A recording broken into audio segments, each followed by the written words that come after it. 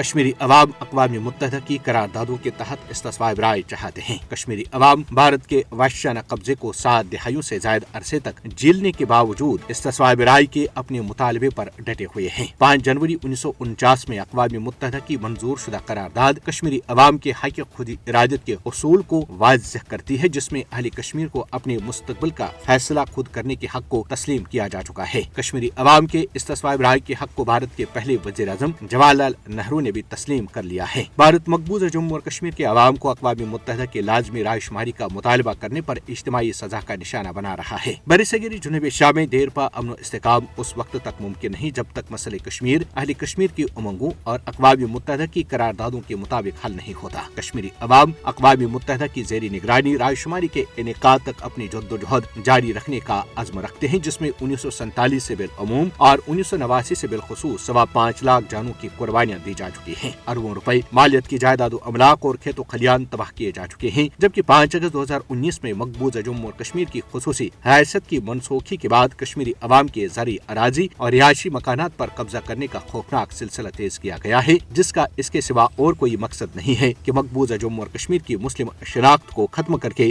اسے ہندو اقلیت میں تبدیل کیا جائے۔ یہاں نت نئے قوانین کا نفاذ، 42 لاکھ غیر ریاستی باشندوں کو مقبوضہ جموں اور کشمیر کا ڈومیسائل فراہم کیا جانا، حلقہ بندیوں کے نام پر مقبوضہ وادی کشمیر کے مقابلے میں جموں کو زیادہ سیٹیں دینا، پنڈتوں کے لیے 2 جبکہ آزاد کشمیر سے واپس آنے والے شرنارتھیوں کے لیے 1 اسمبلی سیٹ مختص کرنا، مودی اور اس کے حواریوں کے مذموم عزائم کا واضح اظہار ہوتا ہے کہ وہ مستقبل میں ریاستی اسمبلی میں مسلمانوں کی غالب نمائندگی کے برعکس ہندوؤں کی اکثریت کے لیے کوشاں ہیں، تاکہ ایک تو مقبوضہ جموں اور کشمیر پر ہندو وزیر اعلیٰ مسلط اور دوسرا ریاستی اسمبلی سے اپنے غیر قانونی اور غیر آئینی اقدامات کی توثیق کرائی جائے، تاکہ کشمیری عوام کو مکمل طور پر دیوار کے ساتھ لگایا جائے۔ بھارتی ہر درمی تنازع کشمیر کے پرامن حل میں سب سے بڑی رکاوٹ ہے۔ مسئلہ کشمیر کے حل کے لیے اقوام متحدہ کے سامنے پوری دنیا کو گواہ ٹھہرا کر اپنے وعدوں کو پورا کرنے میں بھارت پر دباؤ ڈالا جانا چاہیے۔